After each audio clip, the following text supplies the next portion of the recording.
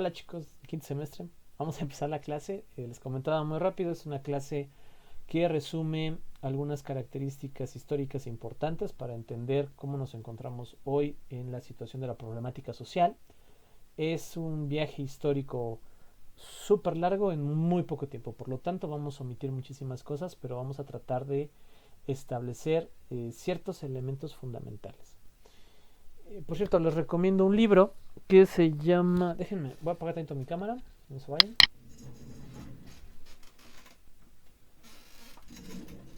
Ya que estoy.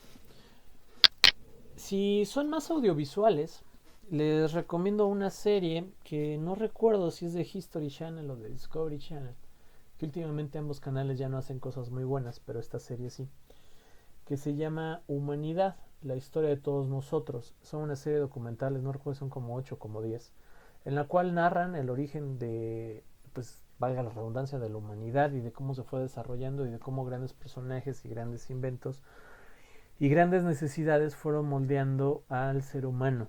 Ahora, hay otro libro, ¿no? Que se llama... Déjenme le quito. De dioses animales, ¿no? De dioses animales. Ay, no se enfoca, enfócate. Bueno, de dioses animales, el autor es Yuval Noah Harari. Y se los pongo en el chat. ¿Dónde está el chat? Acá está. Este autor hace igual un resumen muy simple, dada la complejidad de la historia humana, pero muy completo, eh, pues de la historia humana, ¿va? De animales a dioses. De animales a dioses.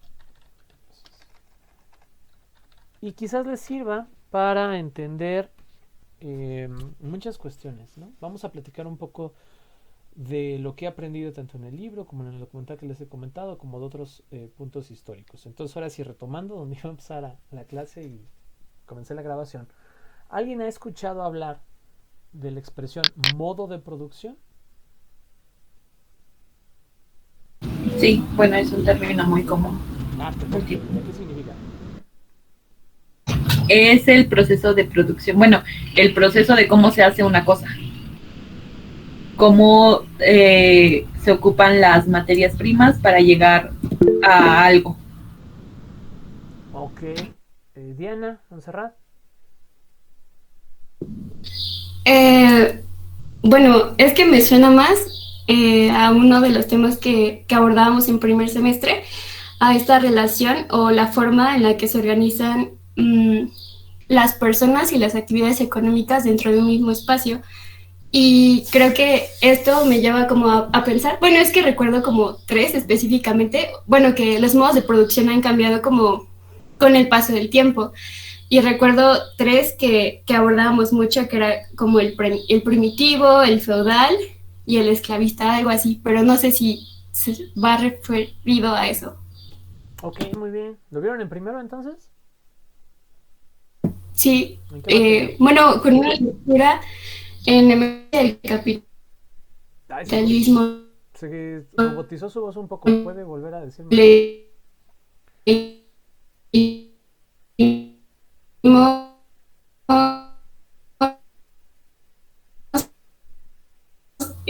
a Eric Husband y a Marx con...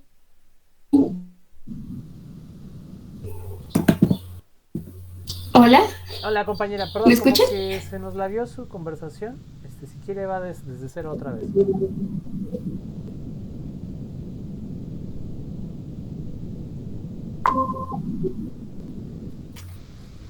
Desde que es Mox, No, no, no, no, o cómo lo de primero, de que lo vieron en primero. comprendo yo.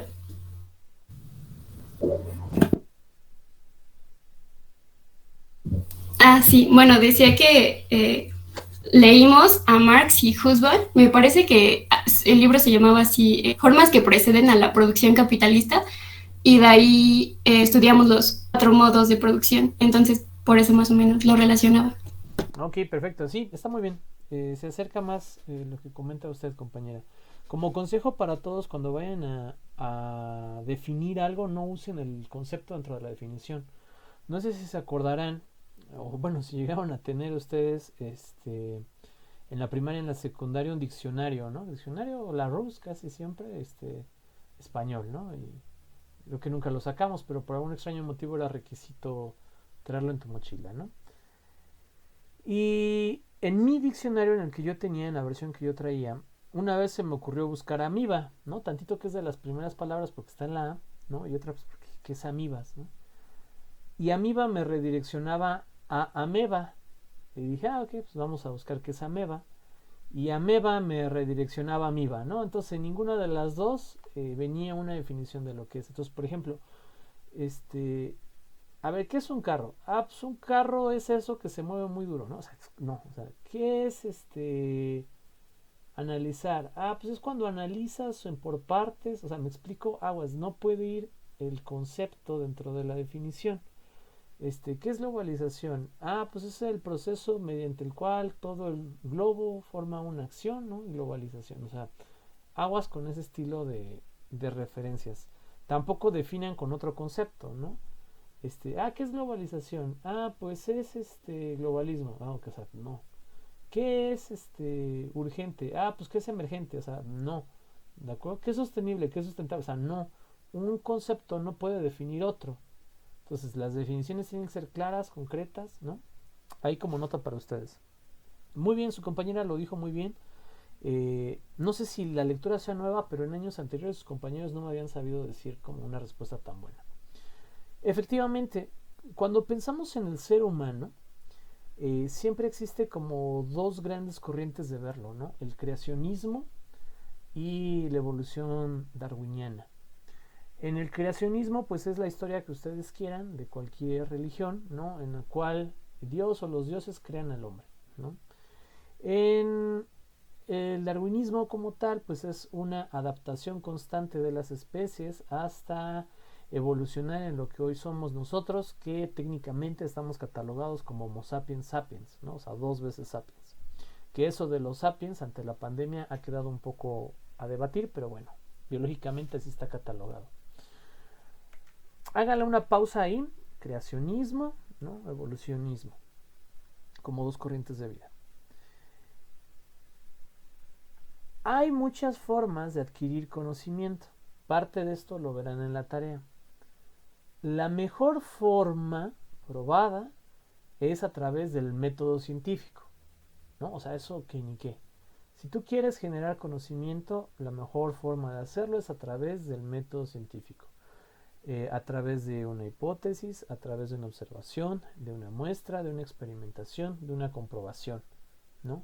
Es la mejor forma en la que el ser humano ha logrado adquirir y generar la mayor cantidad de conocimiento nunca. Pero no es la única forma de generar conocimiento, eso hay que aclararlo, ¿no? Hay muchas otras. Por ejemplo, la filosofía. La filosofía en sí es una técnica de adquisición de conocimiento. Ojo, no es tan buena y no es tan efectiva como el método científico, pero lo es, o sea, es una técnica de adquisición de conocimiento. La lógica es otra técnica de adquisición de conocimiento. No tan buena como el proceso científico, como el método científico, pero lo es. Y las usamos todo el tiempo. Todo el tiempo. No nos damos cuenta, pero las estamos usando todo el tiempo. Por ejemplo, cuando un perro, otra podría ser el empirismo como tal, o la praxis o la experiencia. Cuando un perro, tú te acercas a saludarlo en la calle, ¿no? Y te ladra y te asusta, no dices, voy a juntar a 100 perros y me voy a acercar y voy a ver cuántos de esos me ladran y entonces determinaré si yo acercándome de esta manera provoco que el perro me ladre. O sea, estoy seguro de que ninguno de ustedes ha hecho eso. Lo más probable es que digan, mejor no me le vuelvo a acercar a ningún perro, ¿no? O trato a los perros con cuidado porque me pueden morder. Eso es lógica, ¿no? Están adquiriendo un conocimiento con lógica. Otra lógica podría ser, están viendo en la estufa prendido el fuego y alguna vez tocaron el fuego por X o Y motivo y se quemaron, ¿no? Luego entonces ven el fuego en una fogata, en un encendedor, ¿no? En un papelito para prender el bote de los tamales y automáticamente dicen, o sea, si toco ese fuego me voy a quemar, ¿no? Y no hicieron el experimento, o sea, no hicieron la observación, no tomaron la muestra, no hicieron la confirmación, o sea, no aplicaron el método científico para la obtención de ese conocimiento. ¿Por qué voy con esto? Porque tristemente entendemos mal a veces la ciencia, ¿no? Y creemos que la ciencia tiene la respuesta a todo y no. Es más, la misma ciencia pone sus límites y estamos en el borde de muchas cosas, en la rama de la química, en la rama de la física, en la rama de la robótica, ¿no? En las conductas sociales, en las conductas históricas. Hay límites y la ciencia los marca claramente para que se diferencie entre el proceso de conocimiento científico y otro estilo de procesos.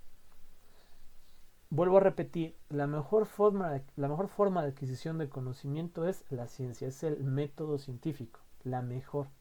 Por lo rigurosa que es, por lo estructurada que es, ¿no? Por las pruebas que necesita tener, por el control de la experimentación. Esa es la mejor, pero no es la única. Ahora, seguramente han escuchado hablar, por ejemplo, del Big Bang, ¿no? Así, profe, nos va a contar toda esta... No, o sea, solo es un ejemplo. Y seguramente algunos lo malentienden y dicen, pues es que el Big Bang es el origen de la vida y del universo. Y eso no es cierto, ¿no? O sea, la teoría del Big Bang, la pueden leer, no explica eso. La teoría del Big Bang explica dos cosas. La gran cantidad de radiación que hay en el universo y el movimiento permanente de los cuerpos astrales en un proceso de expansión. ¿Qué pasa? Dos científicos en algún punto de la historia se pusieron a ver el espacio y dijeron, ¿por qué hay tanta radiación en el espacio? Luego relacionaron, ¿no?, que, por ejemplo, las bombas nucleares dejaban una gran radiación en el área donde impactaban. Y dijeron, si hay tanta radiación en el espacio, debió haber habido muchas, ¿no?, bombas atómicas en el espacio o muchas bombas nucleares, ¿no? Luego dijeron, pues no puede haber bombas nucleares en el espacio. Y dijeron, debió haber un gran cúmulo de masa y de energía que explotó y generó y dio origen a esa radiación. Y esa misma explosión justifica el por qué. Pues si aquí explota algo, pues seguramente sale volando, ¿no? Entonces, ese proceso de por qué las galaxias y los cuerpos astronómicos se están separando cada vez más. Y eso es cierto, ¿no? O sea, se puede medir, cada vez estamos más lejos de las otras galaxias, ¿no? O nos acercamos porque vamos en la misma trayectoria, pero hay un proceso de movimiento, no estamos quietos en el espacio. Y sin embargo, mucha gente agarra y dice, no, es que el Big Bang es el origen de la vida. Yo no creo en Dios, creo en el Big Bang. Y tú dices, o sea, tú no puedes creer en el Big Bang porque creer es un acto de fe que no requiere de prueba física. Y el Big Bang tiene todas las pruebas físicas que quieras, o sea, no puedes creer en el Big Bang. El Big Bang es una teoría plausible que puede confirmarse en unos años, porque ojo, es una teoría, puede confirmarse en unos años a través del estudio del CERN, a través de los microaceleradores de partículas, que pueden un día demostrar que esto es cierto, ¿no? Que se puede formar un universo como el que tenemos a partir de esta explosión. Aunado a eso, la parte de la evolución de las especies está también totalmente mal entendida. Vamos a ir quitando algunas cosas. Primero, Darwin nunca dijo que sobrevivía el más fuerte, ¿no? O sea, porque dicen, ya saben, selección natural, sobrevive el más fuerte, ¿no? No, Darwin dijo que sobrevivía el más apto, el que mejor capacidad de adaptarse a su entorno tenía. Aquí, en otro grupo ficticio, ustedes, ¿no? Otro, ¿no? Al que le estoy dando clases en un mundo paralelo. Tengo un buen de alumnos, pero mis alumnos no todos están aquí por ser los mejores alumnos, por ser los mejores promedios, por ser los mejores estudiantes. Eso no es cierto. Estoy seguro que allá afuera hay 2, 3 que serían mejor que los que están aquí, y no es ofensa, o sea, ojo, no me lo tomen a mal, es simple probabilidad. ¿Qué pasa? Que esos que están afuera, que seguramente podrían ser buenos estudiantes, no tuvieron las técnicas de adaptación necesarias para estar hoy aquí, ¿no? Para poner un ejemplo, si un profesor deja un examen, hay cuando menos 2 formas de sacar una buena nota, ¿no? Una es estudiando, preparándote, tomando apuntes, entrando a tus clases, siendo como el alumno perfecto y seguramente sacarás una buena nota. Y otra opción es, no, pues le voy a invitar al profe una cerveza, me hago su amigo, le invitamos a unas fiestas, ¿no? Que se cotorre con nosotros. Y luego le decimos, profe, pásenos, ¿no? El profe se compadece, le gusta la fiesta y los pasa. Ambos estudiantes consiguen el objetivo, pasar, acreditar. Uno lo hace a través del código, del estatuto establecido, que es como debería de ser, y otro encontró otra manera de hacerlo. Eso es un proceso de adaptación humana, no en el sentido biológico, en el sentido de la inteligencia emocional. Y como eso muchas cosas, ¿no? Ahora, la gente piensa, por ejemplo, que hay una nota que circula mucho en redes, que es que los elefantes están evolucionando y ya están haciendo sin colmillos de marfil o con los colmillos muy chiquitos. Y la gente dice, sí, vean cómo la evolución se adapta. Ya los elefantes están haciendo con los colmillos más chicos porque sus antecesores ya les pasaron genéticamente la información de que los están cazando porque sus colmillos son muy largos. No funciona así, no funciona así. Lo que pasa es que si se ponen a cazar un montón de elefantes con colmillos bien largos y se mueren, esos elefantes no se pueden reproducir. Se reproducirán los elefantes que no cazaron, que por lo general son los que tenían los colmillos muy chiquitos. Ellos ya tenían esa genética. No es que de una generación a otra brincó, ¿no? Como en película de X-Men. No, es un proceso de adaptación. Los genes más aptos son los que sobreviven. Los que sobreviven son los que se reproducen y a su vez multiplican los genes más aptos como tal, ¿no? Entonces eso hay que tenerlo muy en cuenta. ¿Y a qué voy a todo esto? En que no es irreconciliable, y le pueden preguntar a científicos de verdad, la idea, por ejemplo, de Dios, ¿no? El que ustedes quieran, y la ciencia.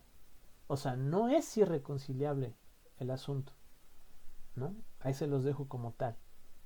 Puede llegar a existir, puede haber elementos científicos que prueben esa existencia. Ya alguna vez lo platicaremos. Pero un científico de verdad no te va a decir que algo existe o no existe. No puede negar o confirmar algo. Va a dejar ahí la teoría a menos que ya lo haya probado científicamente.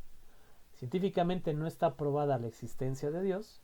Científicamente no está probada la inexistencia de Dios. Y eso hay que tenerlo bien presente, ¿de acuerdo? Con los videos estoy seguro que esta parte de adquisición del conocimiento les quedará mejor. Los videos no hablan de religión, ¿no? Pero a mí me gusta meter ese asunto. En algún punto, regresemos al creacionismo o al evolucionismo. Existió el ser humano, ¿no? Como ustedes lo quieran ver, que evolucionó del Australopithecus hasta el Cro-Magnon, hasta el Homo florensis, ¿no? Que ahí en esa parte de la teoría de la evolución humana hay muchas cosas que están como faltantes porque es una teoría, ojo, se está comprobando. Entonces, ¿pueden creer en eso? Sí, a mí no me afecta en nada, ¿no? O pueden decir, sí, Dios creó al hombre y a la mujer, ¿no? Y los puso. Para términos de esta clase exclusivamente, haya sido como haya sido, el chiste es que en algún punto de la historia una comunidad de personas, probablemente no más de 50,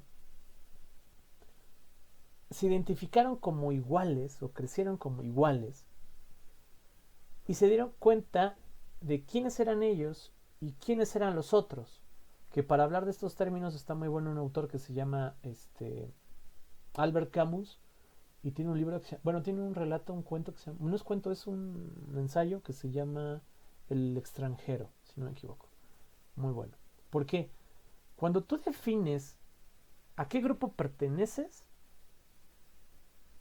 apoyas ese grupo y estás en contra de los demás, ¿no? Por poner un ejemplo muy sencillo, los que aquí sean priistas, no me digan, pero seguramente apoyan al PRI y están en contra de Morena, ¿no? Y viceversa, los que aquí sean de Morena estarán a favor de Morena y estarán en contra del PRI, y eso puede establecer si se hacen amigos de una o de otra persona. Los que estén a favor del aborto aquí estarán en contra de los que estén en contra del aborto y viceversa, ¿no? Es probable.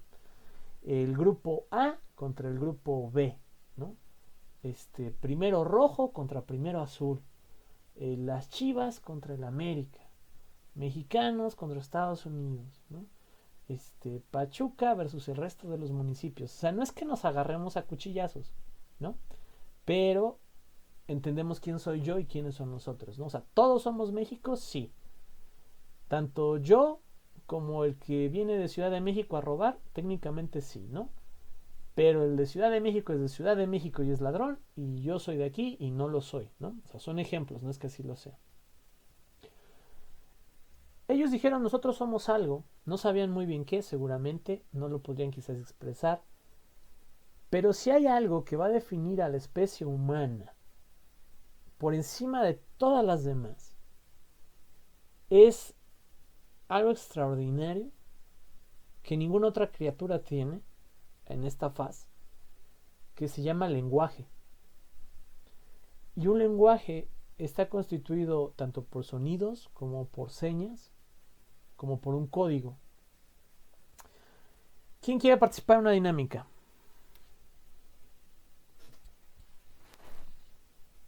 Yo. Buah, Noemí. Excelente.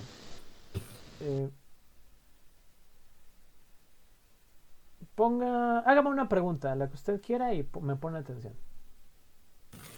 ¿De cualquier tema? Sí. ¿Cuál es su raza de perros favorita?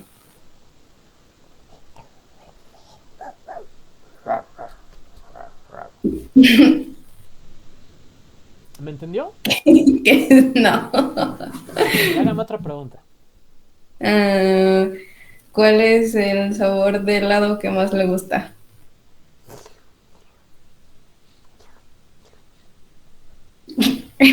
¿Me entendió? No, tampoco.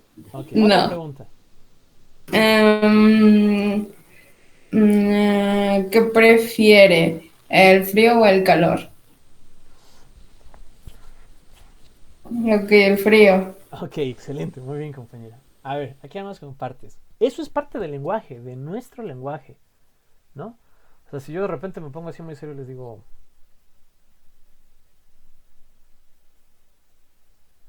¿no? ¿Qué se imaginan que estoy tratando de decir? ¿Que lo llamen? Más o menos, ¿no? O sea, necesito una llamada o llamen, ¿no? Ok, muy bien. ¿Qué pasa? Esto es un error bien común que digan, es que los perros sí son inteligentes, profe, porque mi perro hace esto, ¿no? Es que sí se comunican porque bien que se entienden mis perros. A ver, la inteligencia es la capacidad de resolver problemas. Y hay varias inteligencias, ¿no? O sea, hay un buen inteligencia musical, inteligencia artística, inteligencia lógica matemática, inteligencia emocional, o sea, está probada. Pero la básica que todos tenemos es la instintiva, ¿no? Que es la que te permite tocar algo que está caliente y te quita la mano sin que tú lo pienses, ¿no? Instinto. Eso lo tienen los animales. Los animales trabajan por el instinto, que es un tipo de inteligencia, pero no es la misma inteligencia que la nuestra. Si un perro, ¿no? Ve que enfrente hay un tigre, que no sé por qué habría un tigre, pero bueno, ve que hay un tigre, puede hacer y decirle a otro, o sea, y darle como a entender, no vayas para allá porque nos van a comer, ¿no? O si un gato tiene un problema o tu perro tiene un problema, va y se acerca contigo y te hace y jala y ladra hacia donde quiere que vayas, pero es su inteligencia instintiva, ¿no? Pero no te está diciendo, oye, se está quemando la cocina, mira, ven y apágala, ¿no? O sea, te está tratando en su manera de expresarse, darte una información, pero no es un lenguaje. Con el ser humano va a pasar algo totalmente diferente. Va a generar esto que ustedes están escuchando, este código de comunicación que nosotros es el español, y le va a permitir traspasar ideas específicamente perfectas a su comunidad. Mira, esas uvas rojas que están ahí no te las comas porque mataron a doña Juanita. Esas uvas no nos las vamos a comer. Nos vamos a comer las verdes de allá porque esas las hemos comido y no nos han hecho daño. No vamos a salir a partir de tal hora porque salen los tigres de ese lado y nos van a comer, ¿no? Tú te quedas a vigilar y tú cuidas a tal persona. Esa capacidad de brindarnos información, mira, agarras una rama, le partes tantito arriba, una piedra la avientas, la afilas y la amarras con un pedazo de alguna vegetación primitiva y haces una lanza, ¿no? Ese estilo, no sé si vieron la película de los Crocs de Disney. La de los cavernícolas. Ajá, la de los cavernícolas. Sí. ¿Se acuerdan que el papá siempre decía, y salió y vio no sé qué, y murió, ¿no? Y salió y vio no sé qué, y murió. Y salió y no sé qué, y murió. Y acaba todo y murió. Pero la capacidad de transmitir esa información entendible es lo que nos va a diferenciar del resto de especies y lo que nos va a permitir organizarnos y lo que nos va a permitir comunicarnos. Ahí es donde vienen los modos de producción. El ser humano, ustedes y yo estamos muy acostumbrados a no morir, ¿no? Es decir, o sea, para nosotros la muerte es una tragedia y es algo que no debería de ocurrir en la cotidianidad. No obstante, si ustedes se van a muchos años, y no tantos, 200, 300 años, todas las mamás tenían como 5 o 7 hijos que ya se les habían morido, ¿no? Y otros 5 o 6 vivos, y era como lo común. O sea, váyanse todavía muchísimo más lejos. La muerte era algo todavía más común. ¿Y cuál es la manera de no morir? Necesitas asegurar dos cosas: la comida, el sustento y la seguridad. Y esto va a traducirse en cómo produces estos elementos: tu comida y lo que necesitas para sobrevivir: ropa, vestido, calzado, alimento, seguridad, etc. Eso se le denomina modo de producción. Y por muchos años fue la comunidad primitiva, ¿no? Que es esta idea de los cavernícolas, no la de los picapiedras, porque los picapiedras eran capitalistas, ¿no? Sino donde ciertas comunidades casi familiares se reunían para distribuirse tareas, distribuirse responsabilidades, iban siendo nómadas, ¿no? Caminando por distintas áreas, acabándose los recursos de esa área y luego seguían caminando. No piensen que despertaban, caminaban, dormían, despertaban, o sea, no. Llegaban a un lugar donde había cierta vegetación de, no sé, frutas, y hasta que se acababa esa vegetación, agarraban su campo y se iban a otro lugar, ¿no? Y ahí había ciervos muy cerca, y hasta que se acababan los ciervos, agarraban su campamento y se iban a otro lugar, ¿no? La comunidad primitiva duró muchísimos años, hasta que a partir del dominio de la ganadería y la agricultura y la domesticación de muchos animales, se sientan las bases para un nuevo modo de producción. O sea, ahora, ¿cómo vamos a obtener nuestros alimentos?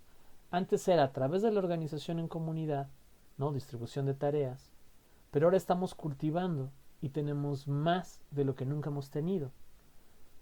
Vamos a transitar lentamente hacia el modelo feudal, en el cual una persona, por X o Y razón, hay muchas, no es el momento de verlas, se coloca como superior o como dueño de algo, ¿no? En este caso, extensiones de tierra, y las demás personas van a acceder al feudo, al reinado, entregando esa libertad salvaje que tienen, que todos tenemos, a cambio de cierta protección, ¿no? Porque pues, el señor feudal tiene su ejército privado, a cambio de ciertas reglas que garantizan la convivencia y la vida, a cambio de ciertos suministros, ¿no? Porque el señor feudal es dueño de muchos cultivos y de muchos animales, y todo eso lo cambiarán por su esfuerzo y por su mano de obra, ¿no?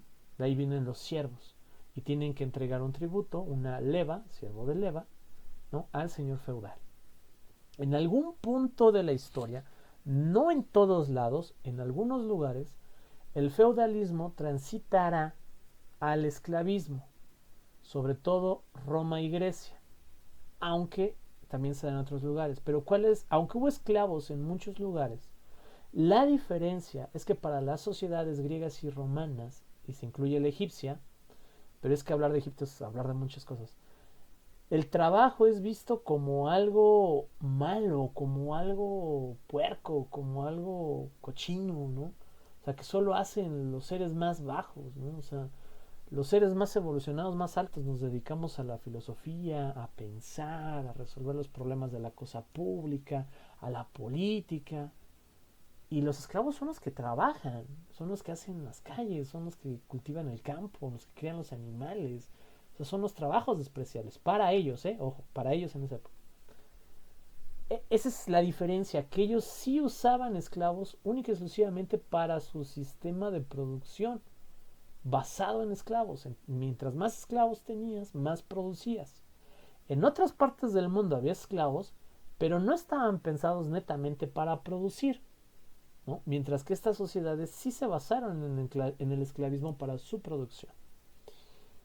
Pasan muchos años, y acuérdense que este es un brevario, pero extendido, o sea, súper concreto. Y esos señores feudales evolucionan a grandes monarcas, a grandes reyes, ¿no? Y acaparan una cantidad obscena de riqueza, dinero y poder. Inevitablemente se terminan peleando con otros seres humanos, porque pareciera que está en nuestra naturaleza el conflicto, por tener más poder, ¿no? ¿Por qué? Porque era una manera de garantizar tu supervivencia. Mientras más grande es tu feudo, mientras más personas trabajen para ti, mientras más producción haya, más probabilidades de que tú y tu familia coman y por lo tanto sobrevivan, ¿no? Acuérdense, la clave de todo esto es la producción para la supervivencia. Eso nunca ha dejado de ser. Pero crece tanto el reino, los reinos, que dentro de los siervos, ¿no? Porque estaba el rey y todos los demás, entonces dentro de todos los demás, empieza a gestarse, a configurarse una serie de personas que por sus trabajos, por sus oficios, van acaparando riqueza. Alguien en algún punto, por poner un ejemplo, descubrió que a la piel la tratas y puedes hacer zapatos. Y el zapato es una de las cosas más extraordinarias que hay, porque por primera vez en la historia tus pies no están tocando la intemperie. No sientes el frío, el calor, las piedras, las ramas, ¿no? Las serpientes no te muerden a la primera, los insectos no te pican a la primera, y el hecho de que haya zapatos va a aumentar la esperanza de vida como no tienen una idea. Ese señor o señora que sea zapatos, ¿no? Porque de hecho en la antigüedad los oficios no están tan divididos como hombres y mujeres. Es decir, en la comunidad primitiva es cierto que las mujeres solían hacer labores asociadas, digamos, al hogar, lo que hoy entendemos como hogar, aunque estaba muy lejos. Y los hombres iban a cazar, ¿no? Salían a cazar y también a recolectar. Y alguien puede pensar, pues es que los hombres eran más fuertes y por eso cazaban a los mamuts. No, eso no, o sea, sí, pero no. Los estudios más complejos han demostrado que la mujer es muy importante, es vital. La mujer es la que reproduce a la especie. O sea, la mujer es la que tiene hijos. El hombre no. O sea, un hombre puede embarazar a muchas mujeres, ¿no? Pero ningún hombre embaraza a otro hombre. En la sociedad, en la comunidad primitiva, el hombre es más desechable, ¿no? Si cabe la palabra, que la mujer. La mujer es importante. Por eso no es expuesta a labores tan peligrosas como la caza, por ejemplo, de animales. Hacia la parte feudal, la mujer sigue teniendo un valor importante. Pero, al quedarse más cerca en el hogar, va a llegar a un punto en el que es relegada de la sociedad y de la administración y de la política, ¿no? Y es ahí donde empieza a ver realmente ya las grandes diferencias de género que al día de hoy todavía están presentes. Regresando al zapatero. Este zapatero, mucha gente lo va a ver, mucha gente de una u otra manera le paga sus servicios porque quiere zapato, y de repente empieza a tener dinero, plata, oro, monedas, ¿no? Grano, animales, como quieran ver el pago. Y se empieza a convertir en una especie de microseñor feudal. No tiene tanto como el rey, pero tiene.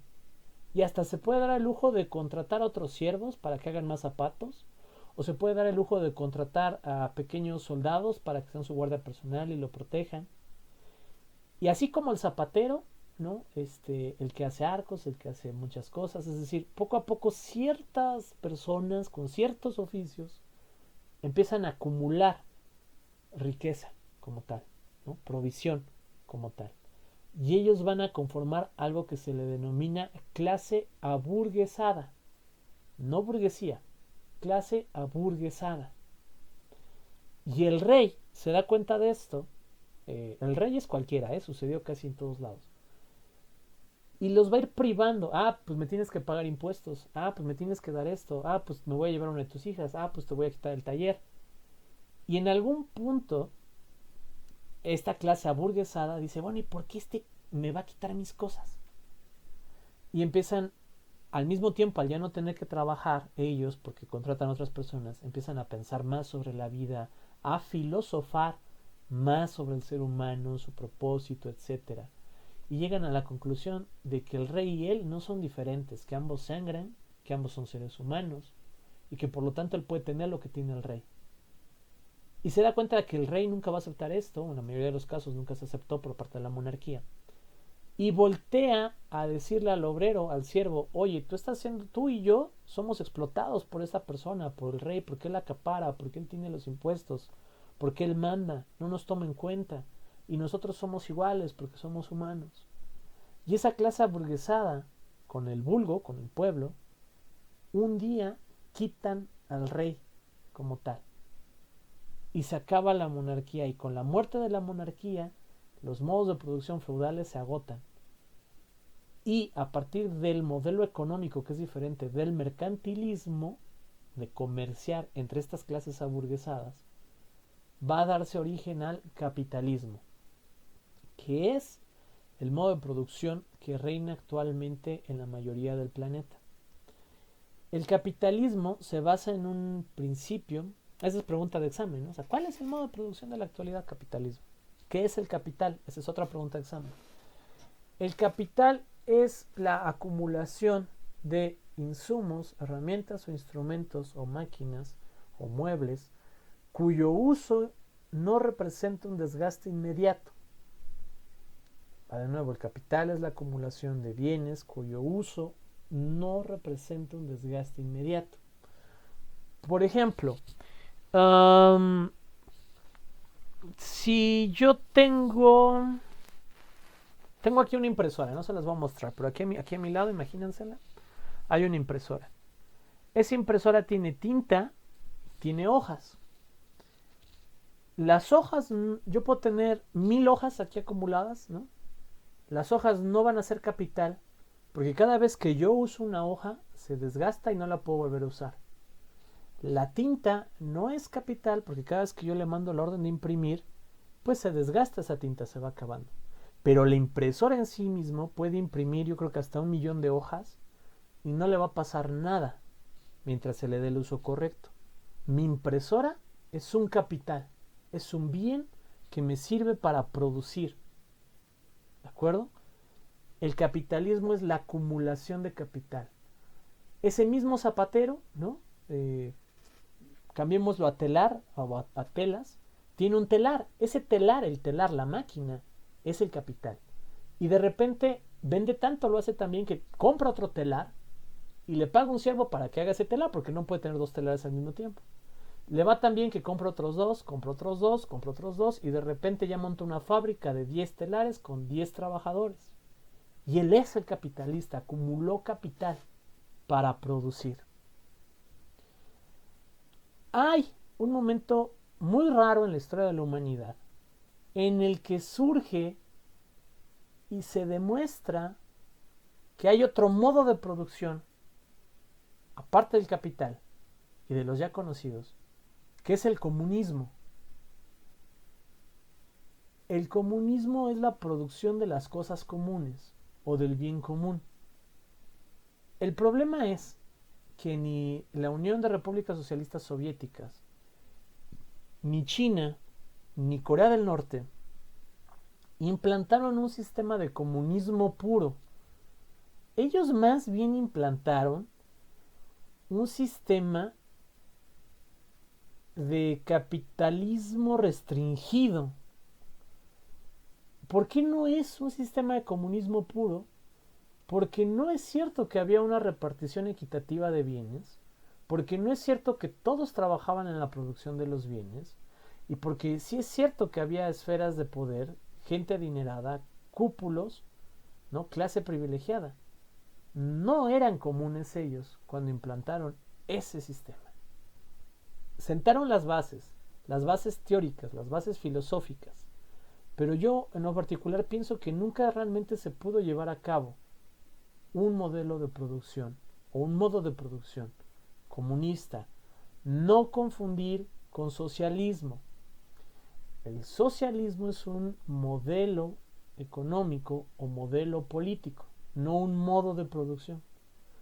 El neoliberalismo y el liberalismo son modelos económicos, no modos de producción. El modo de producción es el capitalista. El capitalismo, no me lo van a creer, pero es como Lionel Messi, ¿no? En esta actualidad. Es decir, por muchos años fue el héroe del Barcelona, ¿no? Messi. Y hoy en día es el villano, ¿no? Que ni le toca ser villano, pero pues muchos sí lo van a extrañar en el Barcelona. O sea, hoy es la contracara, hoy es lo que fue. ¿Y por qué digo esto? No tienen una idea de cómo el modo de producción capitalista impulsó a la humanidad en todos los sentidos. Este modo de producción es tan potente, es tan fuerte, que genera una cantidad bárbara de, valga la redundancia, producción, que nos permitió los mercados internacionales, las revoluciones tecnológicas, la lucha por los derechos sociales, ¿no? Nos dio tiempo a la humanidad para pensar, para desarrollar la ciencia, ¿no? Para desarrollar derechos humanos, ideologías de vida, porque la producción ya estaba garantizada. Y chicos, lo pueden ir a ver hoy. Váyanse a la tiendita de la esquina. Tienen ahí en la esquina todo lo necesario para sobrevivir, digo, salvo que la tienda esté muy raquítica, ¿no? Pero del resto tienen todo lo necesario para sobrevivir. Leche, huevo, arroz, ¿no? Harina, pan, Coca-Cola, que eso no sirve, pero bueno, nos gusta. Cervezas, entretenimiento, lo que ustedes quieran, ¿no? Cubitos de rico pollo de 2 por 5 pesos, o sea, lo que ustedes quieran lo tienen ahí en la tienda. Y si no, váyanse a uno de estos, Aurrerá o cualquiera de estos lugares, o el Oxxo, ¿no? Yo nada más les pido que se remonten tantito al pasado y piensen, se me antojan unos chocorroles y una coca, ¿no? Unos chocorroles y una cerveza, está más fácil. Tendrían que haber ido primero hasta allá por las plantas de cacao, luego hasta allá por donde estaba o crecía el trigo, ¿no? Luego hasta por acá por donde estaban las vacas o las cabras que daban leche, ¿no? Luego hasta por allá donde había algunas aves que daban huevo. Recolectarlo todo, ¿no? Dejar secar el cacao, tostarlo, sacarlo, molerlo. El trigo lo mismo, una parte del trigo meterlo en un contenedor de ánfora, ¿no? De barro, que seguramente ustedes hubieran tenido que hacer, por lo tanto tuvieron que haber ido por arcilla y por leña a otro lugar para cocerlo, poner a fermentar ahí la futura cerveza, ¿no? Después de que esté tostado el cacao, molerlo, ¿no? Combinarlo con la harina, echarle un poco de agua, echarle huevo, meterlo en un horno de piedra, echarle más fuego, medio calcularle, y después de varias semanas podrían tener su chocorrol, ¿no? Eso que no le metimos crema y piña, con cerveza. ¿Y a cuánto está la tienda de la esquina de ustedes? Si alguna vez han tejido algo, ¿no? Un suéter, una cobija, una bufanda, ¿cuánto tiempo les tomó hacerla? Imagínense cuánto tiempo les tomaría hacer toda la ropa que traen y toda la ropa que tienen, ¿no? Los tenis, el conocimiento para eso, la computadora ni se diga. Y todo esto está al alcance de su mano en el centro comercial más cercano. Intercambiable por algo que llamamos dinero, que esa es otra historia. El problema es que es tan buen sistema de producción que se convirtió en villano, que se convirtió en malvado. ¿Por qué? Porque producimos más que nunca, pero distribuimos horriblemente. Hay diario toneladas y toneladas de comida en el mundo que se tira, que ya estaban empaquetadas, ¿no? O sea, ojo, no que sobraron de la comida, no, empaquetadas, empaque cerrado, que se tiran, que se echa a perder porque nadie las compró. Y al mismo tiempo hay personas en todo el mundo, en todos los países, muriendo de hambre. Esa es la dualidad del modelo capitalista, que es demasiado salvaje. Empresas como Coca-Cola, como Bonafón, que deforestan hectáreas y hectáreas de árboles, hacen marketing de que están planteando árboles, ¿no? O sea, cuando es algo ridículo, con todo respeto. El problema del capitalismo es que es tan salvaje que hay gente que tiene relojes que valen, no sé, 1,000 millones de pesos, ¿no? Fácil. Carros de 1,000 millones de pesos, ¿no? Vean la colección de autos de Saúl El Canelo Álvarez, de Cristiano Ronaldo, de casas de autos. Y gente que no tiene nada. Y ahí viene una de las mentiras más grandes en la humanidad, cuando tú piensas, bueno, es que ellos se esforzaron por tenerlo, pero es que si eres pobre es porque tú quieres, ¿no? Si eres pobre es tu culpa, hay que innovar, hay que buscar el mercado, hay que buscar los prototipos, tú puedes ser emprendedor. No es cierto. Esa es la misma mentira que el grupo aburguesado alguna vez le dijo al proletariado. Si quitamos al rey, todos somos iguales. Pero el que era pobre ya era pobre, y el que era burgués no quería dejar de ser burgués. Quería quitar a una figura de autoridad como el rey, que amenazaba su riqueza, e instaurar un sistema de igualdad en la que él no perdiera sus privilegios. Yo les pregunto, ¿cómo podemos ser iguales? Si, por poner un ejemplo, la familia de Noemí se apellida José Cuervo, ¿no? Por ejemplo, y llevan años de industria tequilera, y si ella le dice a su papá, oye, ponme un negocio de pastes, sí, aquí está, te lo ponemos, ¿no? Y como tienen contactos en gobierno y en muchos otros lados, le consiguen permisos, apoyos, material gratuito, servicios gratis, ¿no?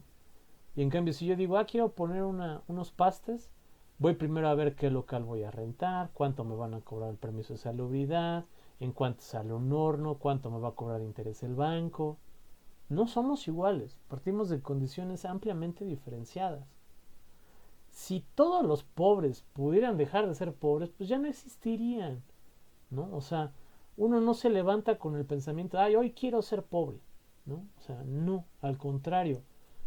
La mercadotecnia nos ha metido tantos falsos estándares que queremos tener más y más y más.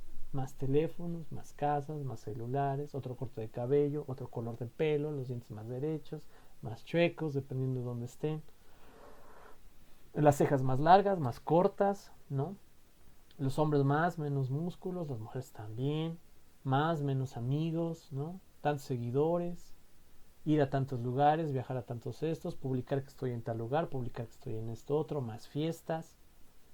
Porque el concepto de más es mejor es lo que tenemos inculcados. Y este badaje platicadito histórico muy sencillo es lo que nos lleva a donde estamos realmente. Una mala distribución de la producción nos ha llevado a generar muchísimos problemas. Yo apostaría que como causa de cualquier problema social que me digan está una mala distribución de los bienes y recursos que hay, ¿no? De gente que acapara muchísimo y gente que no tiene nada, ¿no? O sea, porque pongámosle una maquila, por ejemplo, con 10 empleadas. A lo mejor cada 4 meses el dueño de esa maquila puede comprar una nueva máquina y contratar una nueva empleada. Por lo que al paso de 10 años ya va a tener a lo mejor 400 máquinas, ¿no? De maquila.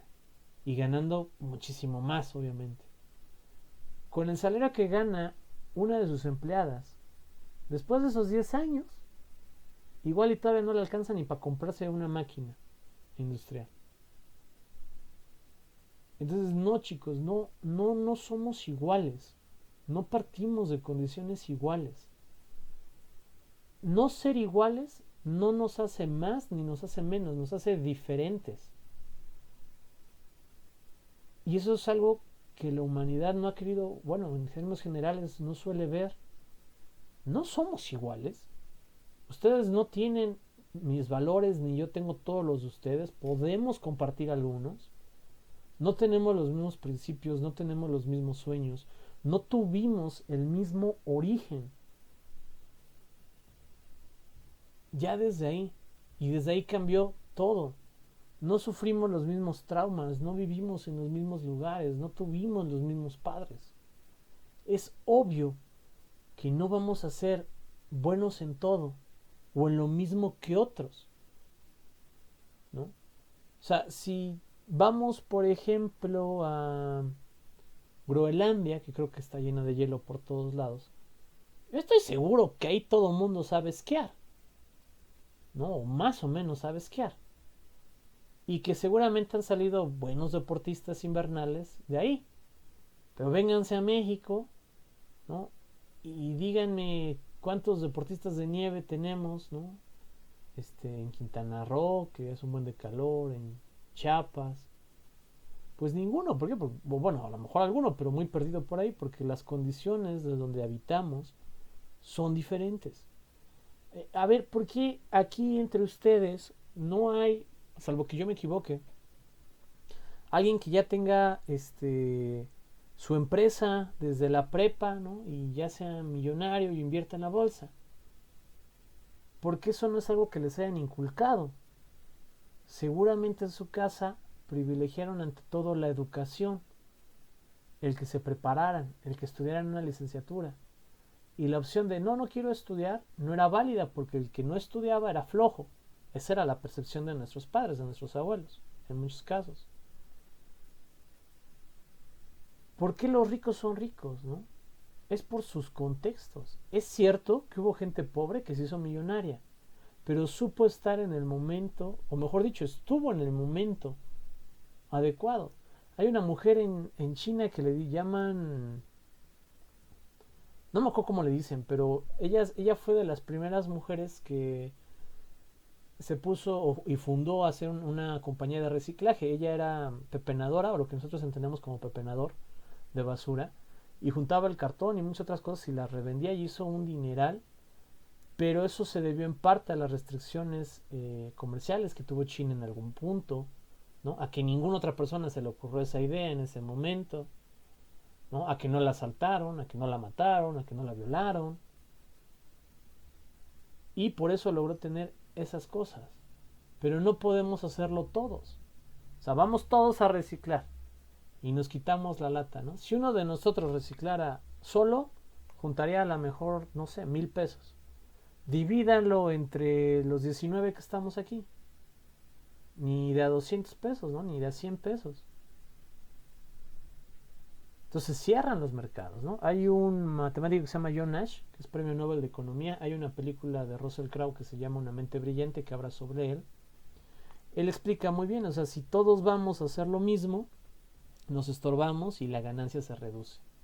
Si hacemos cosas diferenciadas, la ganancia aumenta. Este modo de producción es el origen de todos nuestros males. Esa es la verdad, yo así lo creo. ¿Ha dado cosas buenas? Sí. Por ejemplo, la inclusión o la disminución del racismo. Si tú tienes una tienda y llega una persona de color, ¿le vendes? Pues la respuesta es sí, ¿no? Porque tienes que vender. Si tienes una tienda y llega una persona que es gay, ¿le vendes? Pues sí, porque tienes que vender. Si llega una persona que tiene algún retraso mental o alguna otra enfermedad mental, pero te va a pagar, ¿le vendes? Pues la respuesta es sí.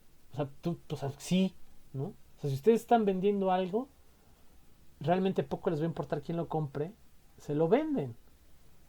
Porque tienes que vender. Eso el capitalismo nos lo ha dado. Pero también nos dio una cultura de consumismo horrible.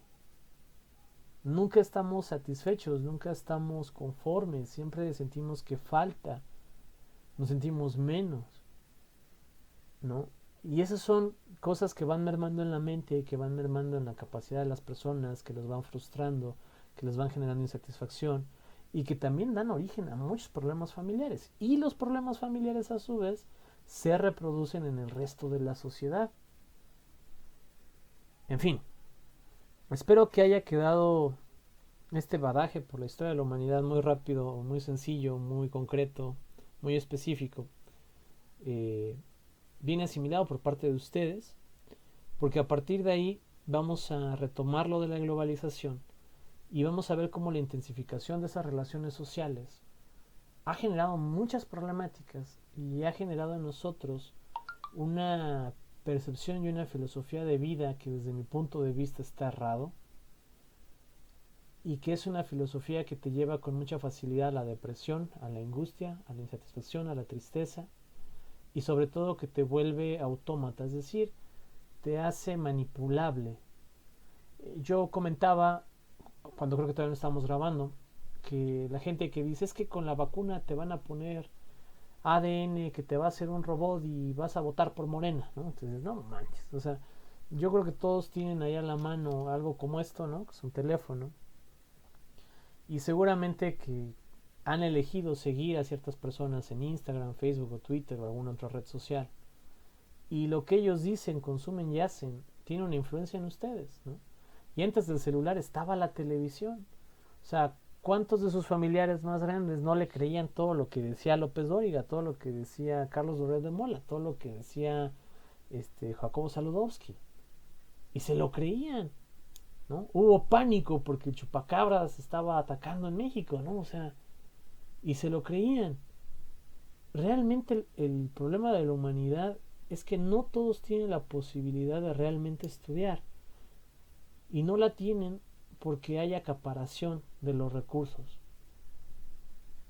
¿Y en qué momento determinas la propiedad de un recurso, ¿no? Como tal? En fin, son cuestiones más filosóficas, más éticas, que espero que algún día se cuestionen y quizás algún día aquí lo podamos hacer. ¿Dudas, preguntas, comentarios? ¿Algo que haya dicho mal? ¿Algo que quieran cambiar en la historia? Avisaí, ajá.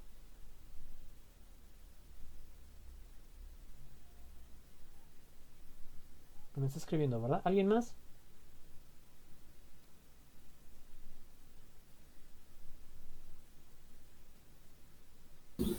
De mi parte no, profe. Sí, es un modelo económico. Es un modo de intercambio de productos, no de producirlo. El capitalismo es un modo de producción. Es una forma de organizarnos para producir. O sea, se parecen pero no es igual, ¿no? Modo de producción, como su nombre lo dice, cómo se generan los recursos, ¿no? Cómo se generan los bienes. Modelos económicos, cómo se intercambian esos bienes, ¿no? Es diferente. ¿Alguien más? ¿Algún otro comentario? ¿Los dormí? ¿Los aburrí? No, profe, todo bien. Todo bien, profe. Muy bien.